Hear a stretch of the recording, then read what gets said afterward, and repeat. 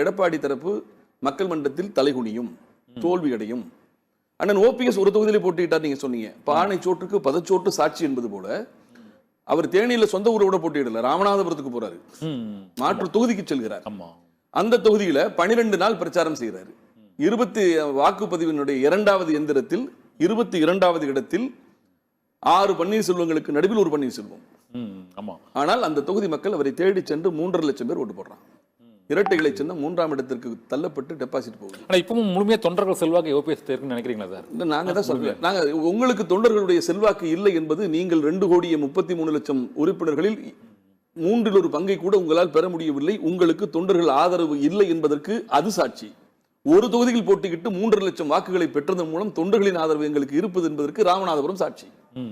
OPS நாங்க ஒண்ணு சொல்லுங்க, நீங்க எந்த மனிதருக்கு இப்படிப்பட்ட ஒரு அவமானமும் ஒரு வெளியேற்றுகிற விதத்தில் நடத்தப்பட்ட அசிங்கங்களும் சாதாரண மனிதன் சொல்ல மாட்டானா? அவர் என்னையா தப்பு பண்ணாரு? ஆனா அந்த அனுதாபம், அந்த ஒரு இறக்கம் இருந்தது, அது அப்படியே அது இவருக்கு சாதகமா அதை முழுமையா அவர் பயன்படுத்திட்டாரு. நிறைய ஒரு இடைவெளி விட்ட மாதிரி இல்லைங்க. அவரை பொறுத்தவரையும் தனி கட்சி தொடங்கி தன்னை வளர்த்துக் கொள்ள வேண்டும் என்கிற திட்டம் இருந்தால் அவர் அதை அனுதாபமாக பயன்படுத்துவதற்கு பல வகையில் முயற்சி செய்திருக்கலாம். ஆனால் அவர் என்ன நினைக்கிறார்னா, எப்படியாவது இந்த ஒற்றுமையை உருவாக்கி இந்த கட்சியின் பிளவுக்கு நாம் காரணம் என்றோ, இந்த கட்சியின் வீழ்ச்சிக்கு நாம் தான் காரணம் என்றோ வரலாற்றில் தன் பெயரும் வருவதை அவர் விரும்பவில்லை. அது சரியான அதனால தேர்தல் முடிஞ்சு 72 மணி நேரத்தில் ஒரு அறிக்கை கொடுக்கிறாரு.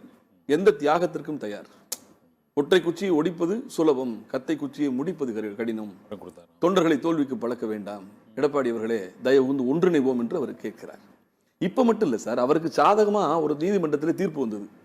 தீர்ப்பு வந்த உடனே அவர் என்ன சொல்லியிருக்கணும்? கட்சி ஏம்னு சொல்லல, வாங்க மறுபடியும் சேர்ந்துருவோம், இதை வெற்றி தோல்வி என்று கருத வேண்டாம்.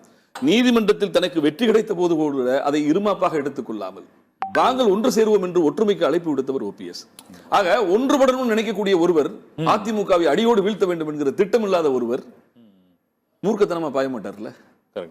அதுதான் அண்ணன் ஓபிஎஸ் உடைய மென்மையான அரசியலுக்கு காரணமாக இருக்கிறது. அது நீங்க மென்மையான அரசியல் சொல்றீங்க, அவருடைய நோக்கம் ஒன்றுபடணும், அதெல்லாம் மாற்று கருத்து இல்லை சார். ஆனா அந்த